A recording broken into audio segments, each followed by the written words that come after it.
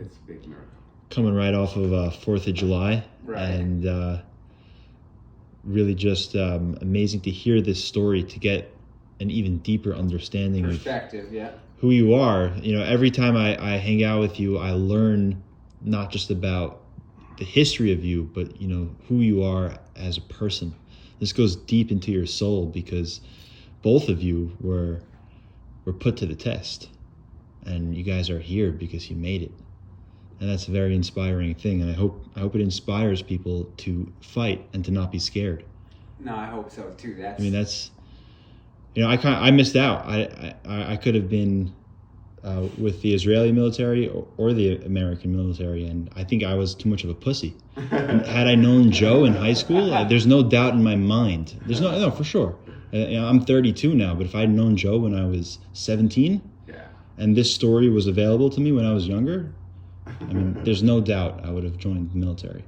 That's awesome. Yeah. And that's my hope now, after being absolutely. retired. I'm like, to inspire anybody, you know, and help the new generation of military. And that's why I started the nonprofit, and the United Wings of Liberty is the whole purpose behind that, is giving purpose to myself and other veterans, because that's, I think, the key ingredient to solving this PTSD epidemic and veteran suicide problem we have, is because you come back from that and you got nothing when you come here. I mean, your family and stuff like that, you love them, but it's different. As he can kind of attest to, that love that you share. It's like, these guys, I mean, they would give their anything to see that person survive. So it's like, it's the feeling is really crazy. Like my dad passed, I cried.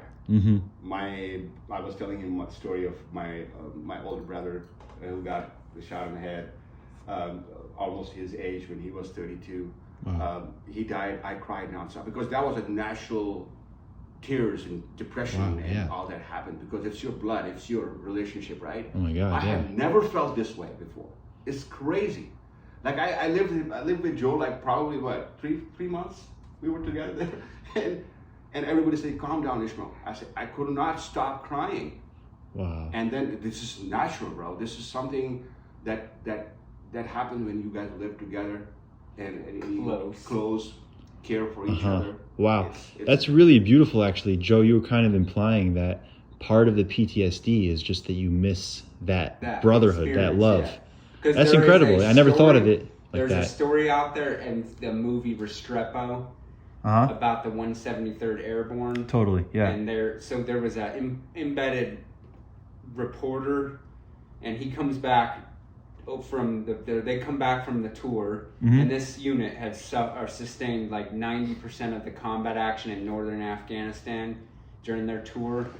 And the guy asked, they're at a party in New York somewhere, and the guy asked the young guy, because it was a young soldier, and he asked him if he missed it. He's like, every minute of it. And he's like, we have got to figure that out if we're going to fix this PTSD problem. And it's like, and he sat back and with a psychologist, and he's like, why is this? And he's like, because of that love.